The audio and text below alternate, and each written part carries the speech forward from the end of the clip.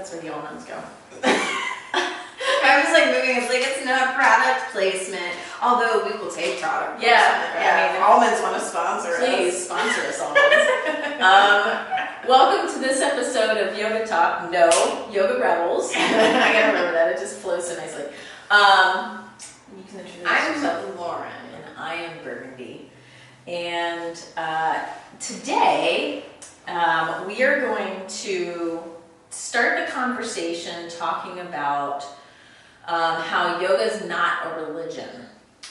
Yeah. I was really excited because as we were getting ready to record this, I was like, let's see what the internet thinks. And so I Googled, is yoga religion? I was like, what's going to come up? And it came up with a Christian website, and I was like, oh no, my internal bias was chattering away because I was thinking they were going to say that it was and you shouldn't do it. And they totally didn't. And brought up science. And they brought up science. They said that it was a science and that it was more of a prescriptive for healthy living, for holistic health, and that Christians and Buddhists and Hindus and anyone else can practice it and use it to enrich their own religious beliefs. And I was like, oh, my bias was being a jerk. Your bias was hanging out. But I was really excited to see that. So, and that was the #1 top search response too. That's so pretty cool. Yeah, I was really excited about that because I think that's been a problem in the past too, where people of other religions are like, yoga. I don't think I'm allowed to do yoga because that is like chanting, and they're chanting to like Hindu deities, and I can't do that. And yeah. So. My personal experience, I can't remember if I've actually shared this, but shared it on a video here before, but back in the day, this has been a while ago, I was part of a uber Christian church for 6 months of my life. It was very interesting it was 2001. I went to a friend of a friend, brought me to this church the Sunday after 9/11. I was just going to ask about 9/11. Yeah, that was it. And it was the whole sermon, or whatever the word was about the God-shaped hole in my heart.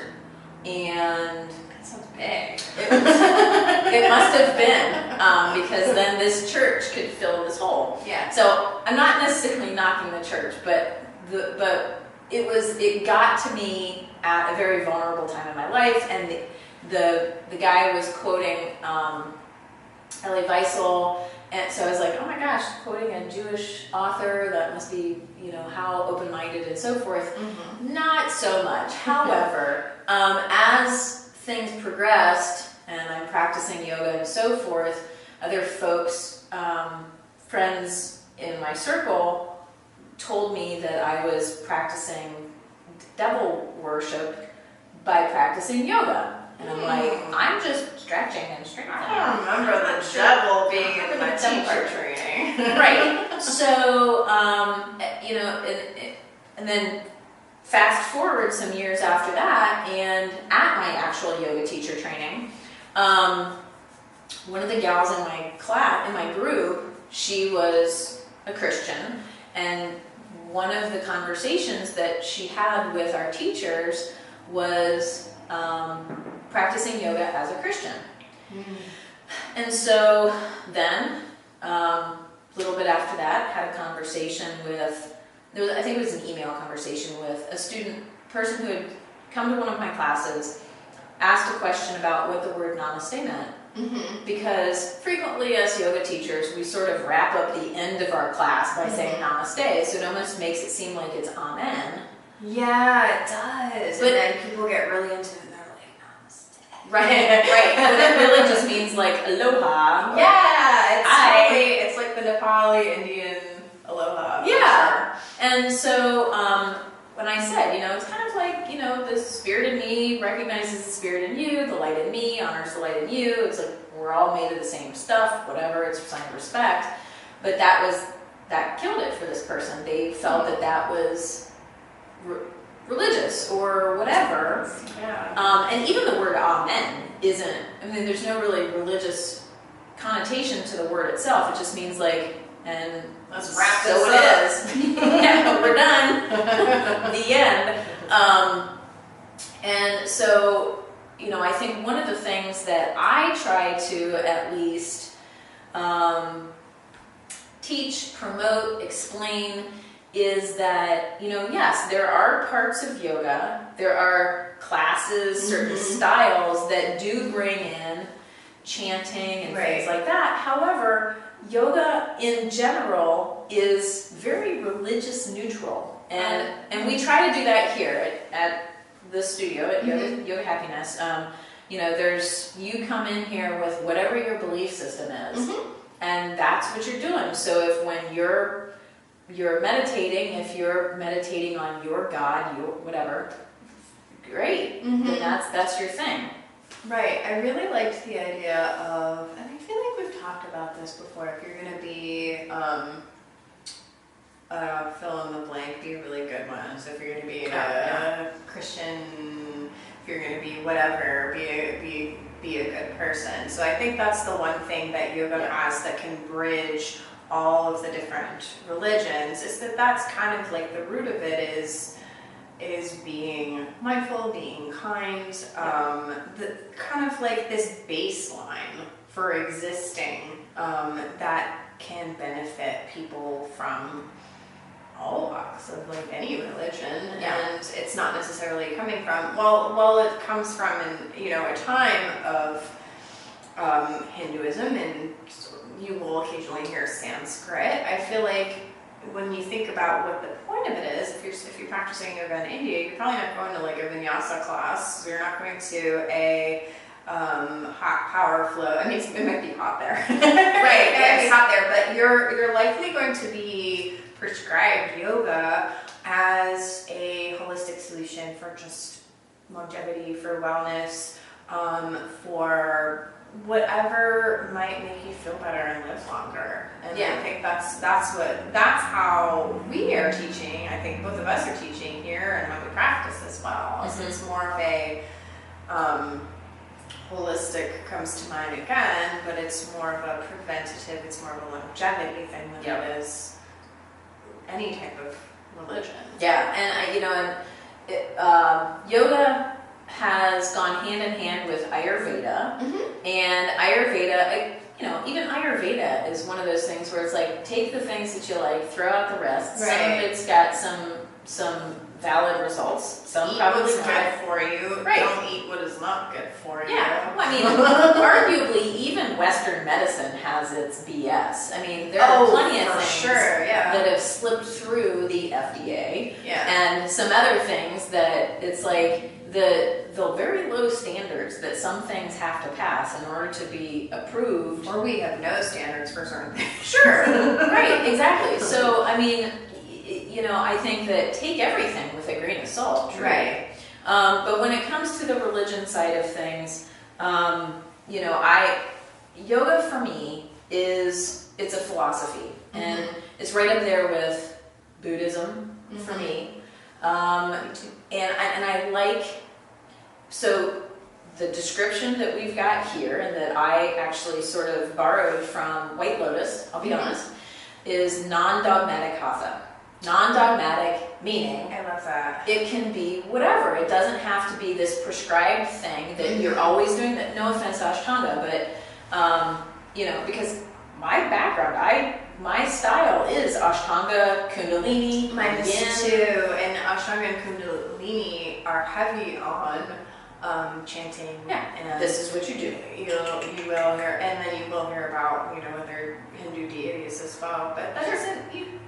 It's kind of like that idea we've talked about a lot. Kind of like take what works for you, and you can leave the rest. Yeah, which is hard for some people. I think a lot of people, they don't. I think that is part of the problem, is that a lot of people want to be told what to do. They want to have a set of rules. I think that's just in our nature. Is that we feel like if everyone else or our group or our tribe is doing a certain thing, we need it to be very, very clear so that we can stay within those parameters, because that's more comfortable, that's safer, that's easier. So I think that's where it gets really challenging for people that are maybe thinking that it's black and white. It's like, Yeah. I'm either a Christian or a Jew or whatever, or I practice yoga. It's like, but you can take the two and they can benefit each other. Right. By paying attention to your breath, by meditating, you can take that into whatever your religion might be. And what's the difference between meditation and prayer? Intention. Yeah, really. And I think with meditation, it's like, if you're paying attention to your breath and just being in the moment, I mean, if for whatever religion you may follow, isn't that what it's really all about? Is Right. being in that moment and appreciating that moment that you've been given. Yeah. I really By don't- whomever, Yeah. whatever you believe. Right, yeah. It could be what's the pastafarian? The spaghetti. The flying spaghetti monster. Yeah, I think the flying spaghetti monster would really want you to meditate. I think so. Yeah. So all of you wearing a sieve on your head right now, you can meditate and it'll. Yeah, it'll bring you closer to pasta. It brings me closer to pasta. It really Yoga does. Yes, it really does. Yeah. And so I think that, so moving into your buddy Colin from Canada, The BFF. yes, he's now sort of like our third little, can you talker person here, presenter. The idea of inclusivity. Yes. It's so important. I mean, Mm-hmm.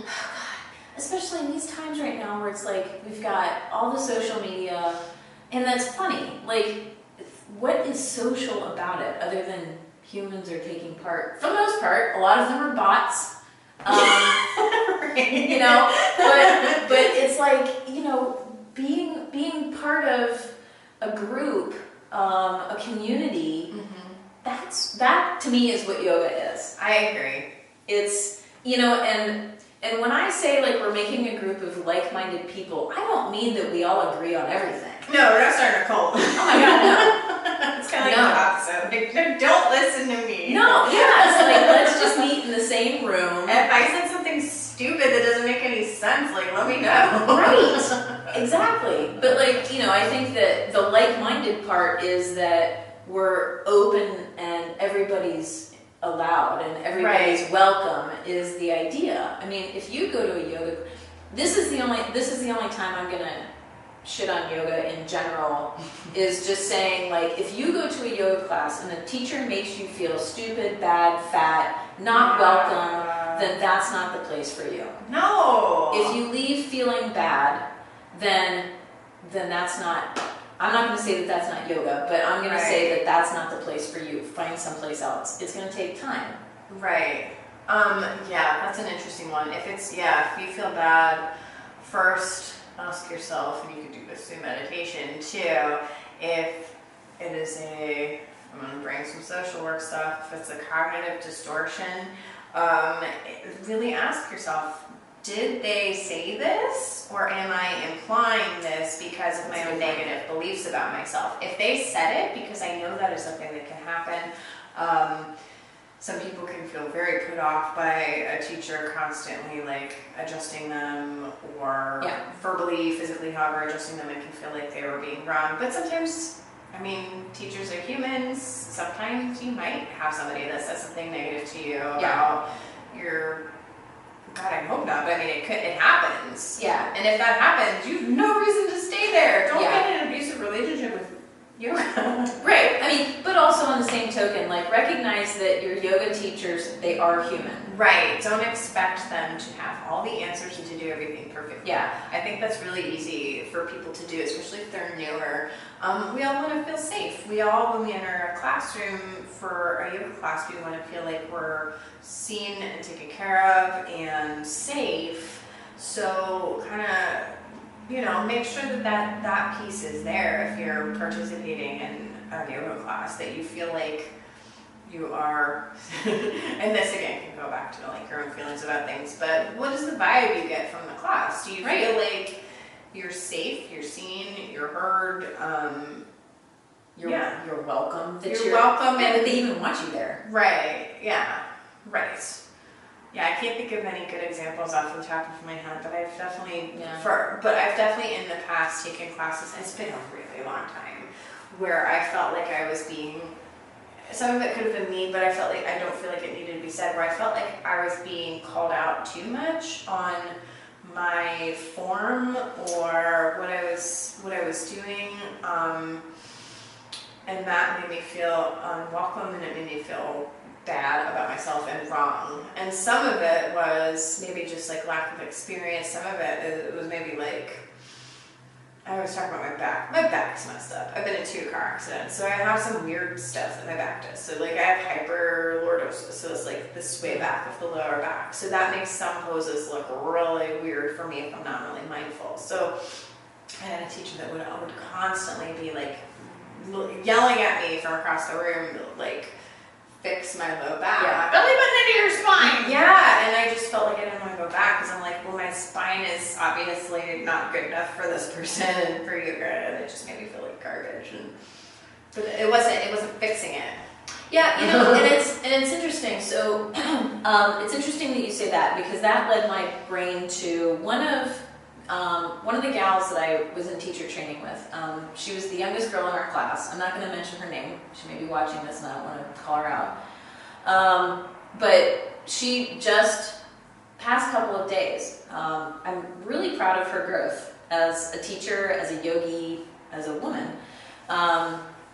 She made this post about how, what is yoga? What does it mean to be a teacher? And she brought up the thing about how do we have to touch everybody in class? Do we have to make physical contact with everybody in class? Because there are some studios, there are some styles of yoga, there's whatever that say that you must literally touch every single student to have done your job and all of that. I'm going to say this. First of all, I don't teach. My teaching style is to try to my best to explain how, like, the idea of the pose. There's no should or shouldn't, just don't hurt yourself. There is alignment, there is truth in the skeleton and the muscles, but the rest of it is how do you feel? And honestly, there are some classes where there are some days where I have a whole day of not touching a student. Physically. Don't do it at all. I just in the course of my master's program and my own yoga teaching and studying trauma-informed yoga, I've just decided I don't make physical adjustments. No. There's some students that, and I can tell when I've got that rapport, the thing that we've got going on, like, drop your damn shoulders, right? But that's about it.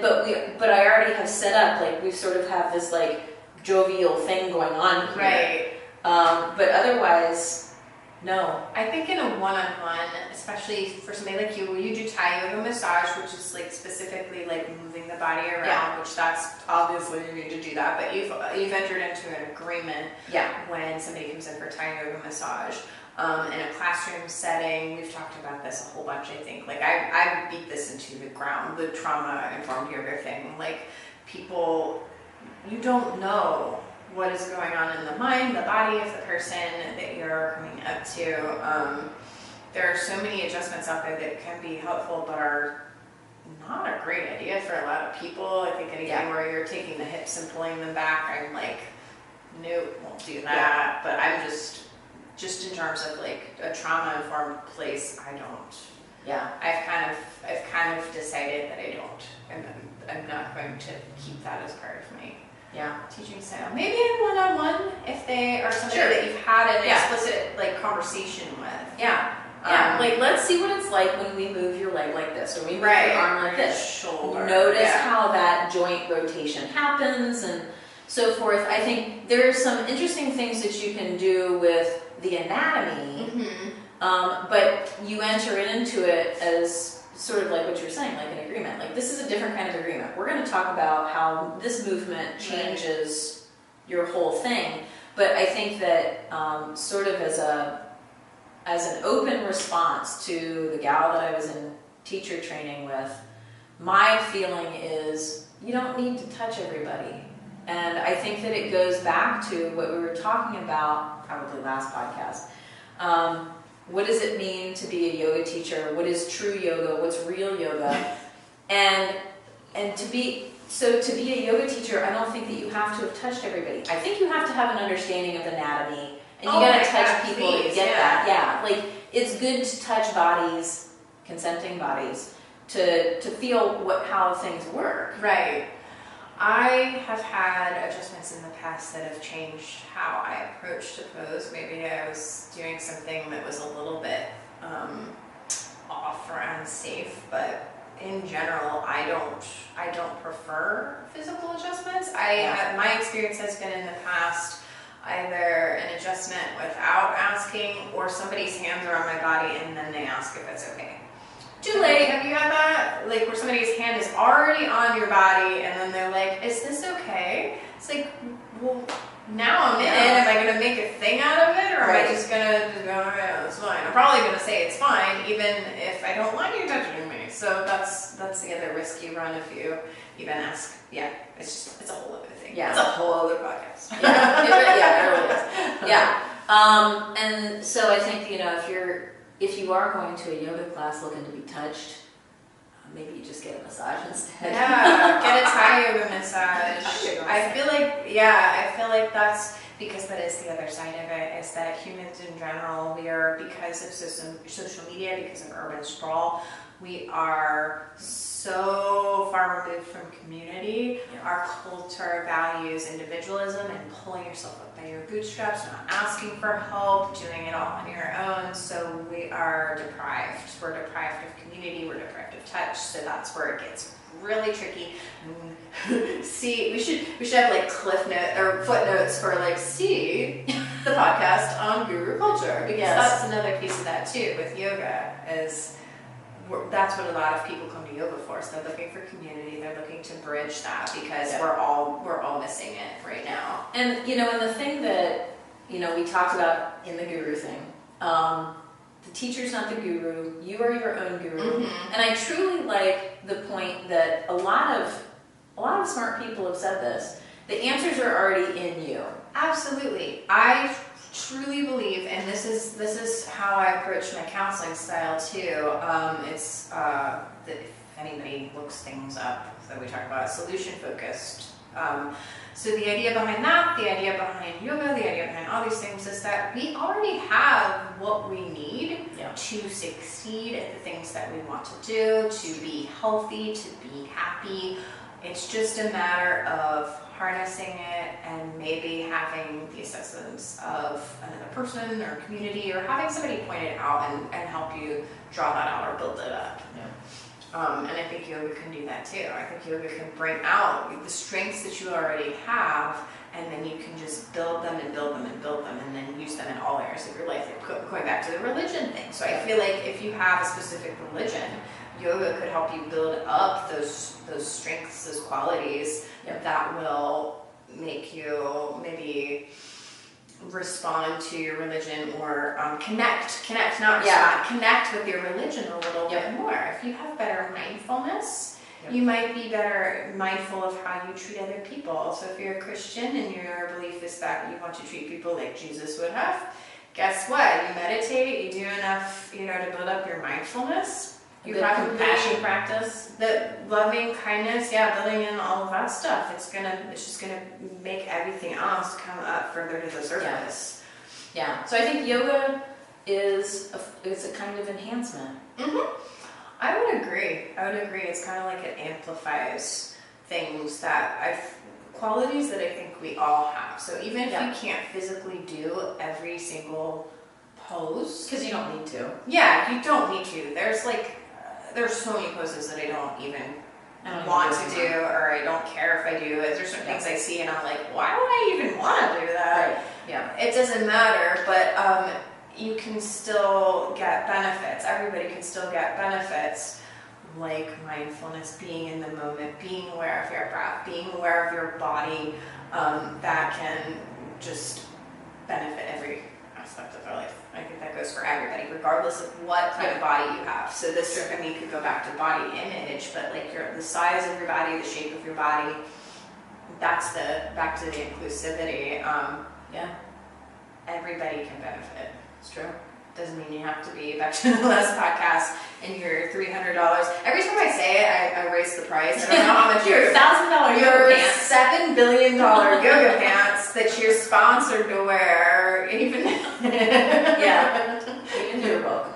and your $5 million yoga pants. It doesn't matter. Like, you can still practice yoga and you can still benefit from yoga. Even if your yoga practice is just sitting on a bolster. Yeah. Maybe This is actually traditional yoga. yeah, Just sitting. we're talking, we're not paying attention to our breath. I don't even know if I've been breathing for the last 20 minutes. Yeah. Probably so. You haven't done. All right. Well, thanks for watching. Please click like or subscribe. We'd love to subscribe. We'd love to hear your comments, and thank you to our Patreon patrons for helping to support this. And we'll catch you next time. Alright, we'll think of a really fun and clever way to sign off. Or if you have a suggestion, that'd be cool too. Yeah. Great. Yeah. All right. Bye.